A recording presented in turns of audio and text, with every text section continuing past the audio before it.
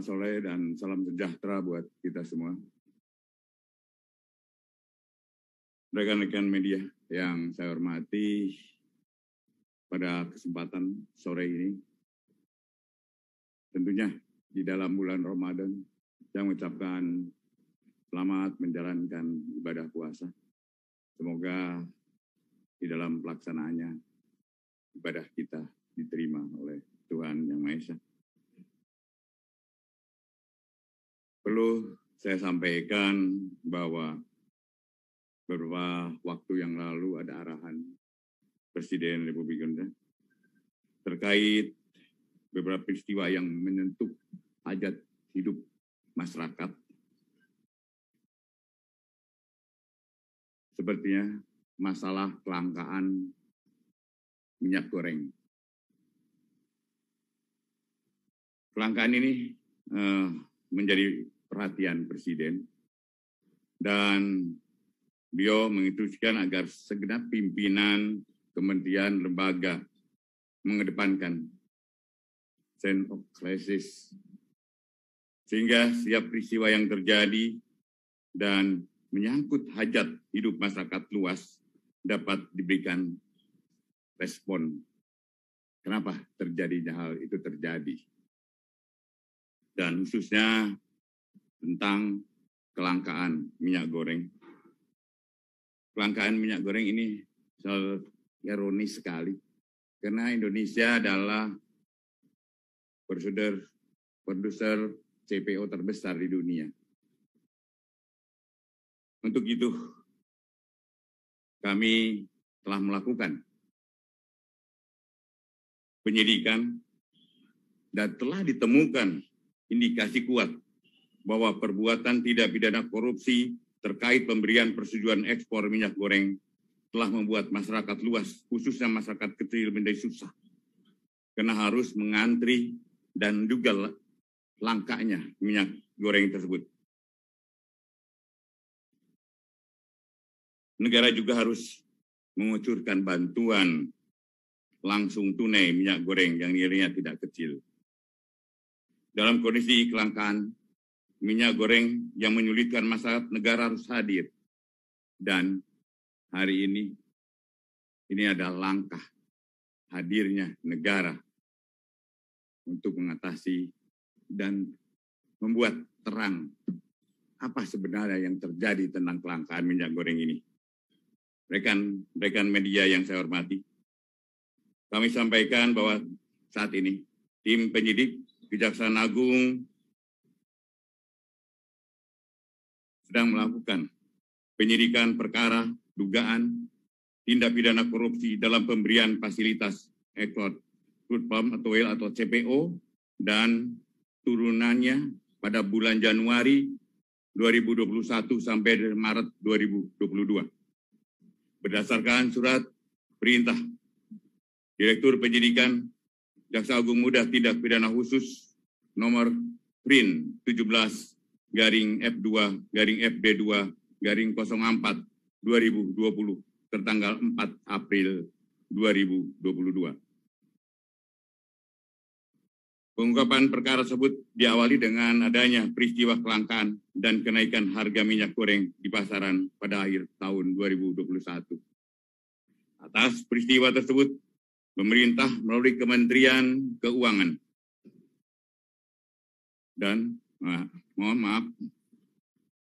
atas peristiwa tersebut, pemerintah melalui Kementerian Perdagangan telah mengambil suatu kebijakan menetapkan DMO serta DPO bagi perusahaan yang ingin melaksanakan ekspor CPO dalam produk turunannya serta menetapkan harga eceran tertinggi minyak goreng sawit.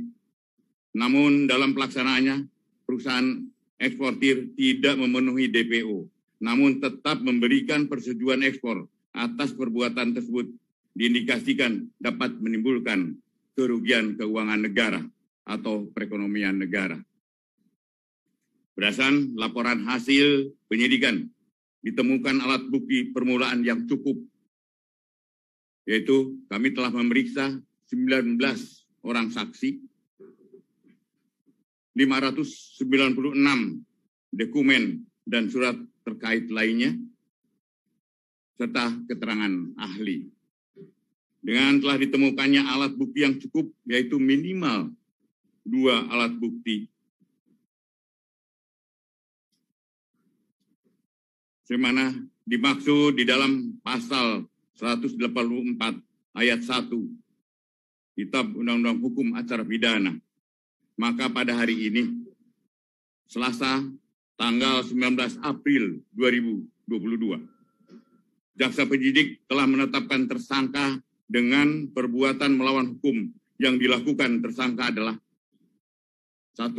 Adanya permufakatan antara pemohon dengan pemberi izin dalam proses penerbitan persetujuan ekspor. Kedua, dikeluarkannya persetujuan ekspor kepada eksportir yang seharusnya ditolak. Ditolak izinnya karena tidak memenuhi syarat, yaitu telah mendistribusikan CPO atau RBD palm oil tidak sesuai dengan harga persetujuan dalam negeri atau DPO. Tidak mendistribusikan CPO dan RBD ke dalam negeri sebagaimana kewajiban di dalam DMO, yaitu 20% dari total ekspor. Tersangka ditetapkan 4 orang. Yang pertama, pejabat eselon 1 pada Kementerian Perdagangan bernama IWW, Direktur Jenderal Perdagangan Luar Negeri, Kementerian Perdagangan. Dengan perbuatan tersangka telah menerbitkan secara melawan hukum persetujuan ekspor terkait komoditi crude palm oil atau CPO dan produk turunannya kepada Permata Hijau Group, Wilmar Nabati Indonesia, PT Multimas Nabati Asahan, dan PT Musim Mas.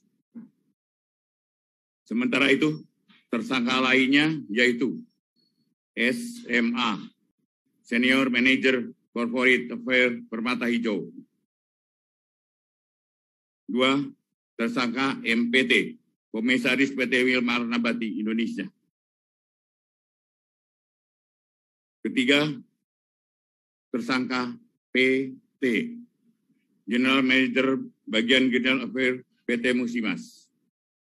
3 tersangka telah berkomunikasi secara intens dengan tersangka IWW, sehingga Permata Hijau Group, PT Wilmar Nabati, PT Multimas Nabati Asahan, PT Musimas, untuk mendapatkan persetujuan ekspor. Padahal perusahaan-perusahaan tersebut bukanlah perusahaan yang berhak untuk mendapatkan persetujuan ekspor. Karena sebagai perusahaan yang telah mendistribusikan CPO atau RDB palm oil tidak sesuai dengan harga penjualan dalam negeri atau DPO. Juga sebagai perusahaan yang telah mendistribusikan CPO, RDB palm oil ke dalam negeri yang bukan berasal dari perkebunan inti.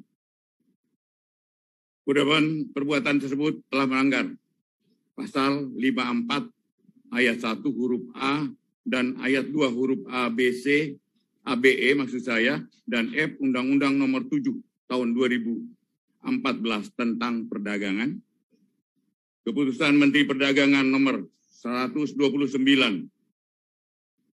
tahun 2022, yaitu Yunto Nomor 170 tahun 2022 tentang penetapan jumlah untuk distribusi kebutuhan dalam negeri dan harga penjualan di dalam negeri.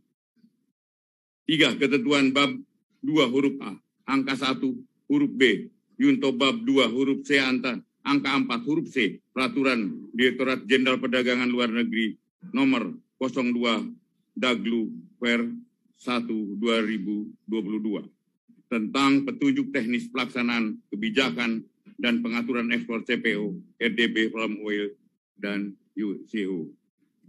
Para tersangka dilakukan penahanan, ditempatkan yang berbeda berdasarkan surat perintah penahanan Direktur Penyidikan. Yang pertama adalah IWW dan MPT. Masing-masing ditahan di Rutan Salemba, Cabang Kejaksaan Agung selama 20 hari, terhitung mulai tanggal hari ini, 19 April 2022, sampai dengan tanggal 8 Mei 2020. Tersangka SMA dan tersangka PT masing-masing ditahan di Salemba, Cabang Kejaksaan Negeri Jakarta Selatan selama 20 hari, mulai hari ini 19 April 2022 sampai dengan 8 Mei 2022. Demikian proses penanganan perkara dimaksud. Dan sekali lagi, kami tegaskan bahwa negara akan hadir dan selalu hadir untuk mengatasi keadaan yang menyulitkan masyarakat luas. Dan kami akan tidak tegas bagi mereka yang mengambil keuntungan di tengah kesulitan masyarakat. Demikian, teman-teman. Terima kasih atas atensi teman-teman. Wassalamualaikum warahmatullahi wabarakatuh. Salam sejahtera buat kita semua.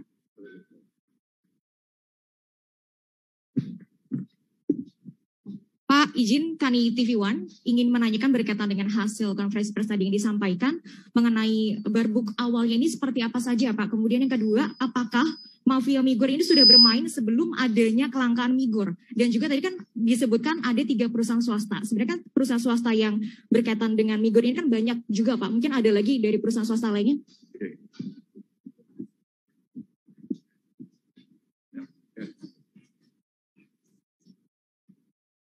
Terima kasih.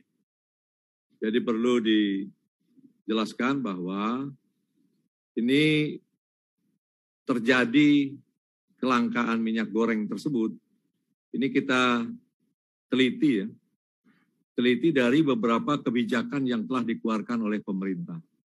Seperti yang Pak Jaksa Agung sampaikan, apabila ada kebijakan-kebijakan pemerintah yang dianggap strategis dan menyangkut ke masyarakat luas, ini pasti akan kita lihat bagaimana penerapan di lapangan, ya, termasuk kebijakan DMO. Ya.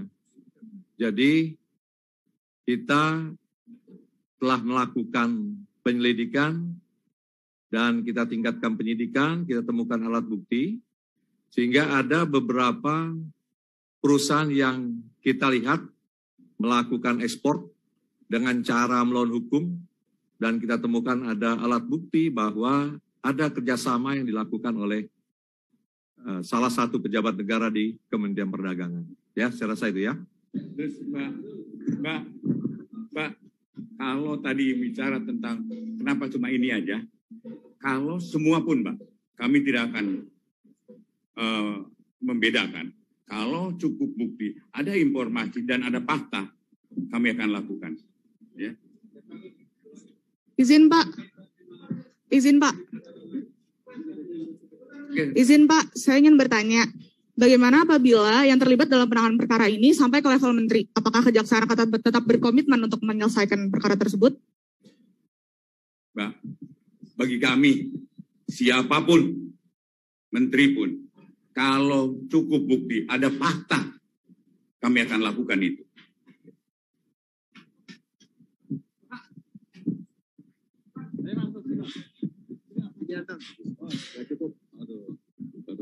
Assalamualaikum warahmatullahi wabarakatuh. Selamat sore Pak Jaksa Agung. Pertanyaannya sebenarnya sederhana saja. Kalau saya mencermati tadi penjelasan dari Pak Jaksa Agung, ini kan menyangkut kebijakan ekspor. Tentu tidak mungkin, barangkali menurut saya Pak Menteri tidak mengetahui itu. Pasti dirapatkan oleh Dirjen yang sudah jadi tersangka. Pertanyaannya, apakah Pak Menteri ini sudah dimintai keterangan oleh penyidik sehingga terang benderang perkara ini? Terima kasih Pak. Assalamualaikum warahmatullahi wabarakatuh. Karena penyidikan ini kan baru mulai tanggal 4. Dan kami akan dalami. Benar ini kebijakan dan kami akan dalami. Kalau memang cukup bukti, kami tidak akan melakukan hal-hal yang sebenarnya harus kami lakukan. Artinya, siapapun pelakunya. Kalau cukup bukti, kami akan lakukan.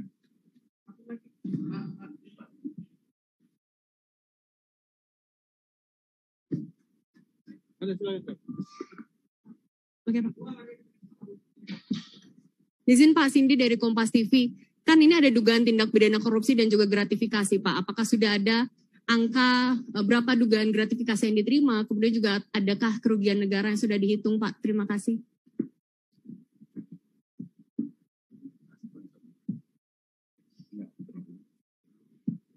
Ini Mbak, untuk perhitungan ya kerugian negara kita sedang dilaksanakan. Ya, kemudian kalau itu ada gratifikasi, pasti akan dalami. Ya.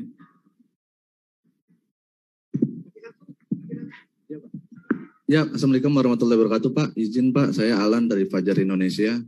Pertanyaan pertamanya terkait dengan kerugian negara. Kalau kita lihat kan ini dampaknya seluruh Indonesia, Pak. Otomatis sangat besar gitu loh, Pak, untuk kerugian negara. Ada tidak arah dari Kejaksaan Agung, dari tim penyidik itu untuk meminta pertanggungjawaban terhadap korporasi, Pak? Untuk mengantisipasi jika para terdakwa nantinya tidak bisa mengembalikan kerugian negara. Kan ini sudah pernah dilakukan ketika kasus Indosat gitu, Pak. Ya, terima kasih, Pak. Baik, yang pertama kita akan mengarahkannya adalah ke perekonomian negara. Jadi, terus kemudian untuk korporasi sangat mungkin itu, sangat mungkin untuk korporasi. Dan kami sudah perintahkan pada Jampisus, pada Dirdik untuk lakukan itu. Detik. Ya, terakhir. Pak Jaksa izin, saya Firda dari Detikcom, izin bertanya, para tersangka ini kan dijerat pasal apa saja, karena disebutnya kan korupsi tapi pasalnya Undang-Undang Perdagangan. Nah ini bagaimana, izin, terima kasih. Jadi undang-undang untuk sarana melawan hukumnya aja, Mbak. Ya, nanti kita akan mungkin gini. Kita bukan press kita bukan hari ini aja. Kami akan segera dalami ini dan saya juga akan minta pada Dirdik, pada Jampisus waktu harus segera. Kita mungkin tidak hal-hal yang biasa. Saya akan lakukan penanganan ini yang luar biasa karena memerlukan kecepatan. Makanya hari ini kita tetapkan tersangka, hari ini kita tahan. Artinya kita memang sangat memerlukan kecepatan.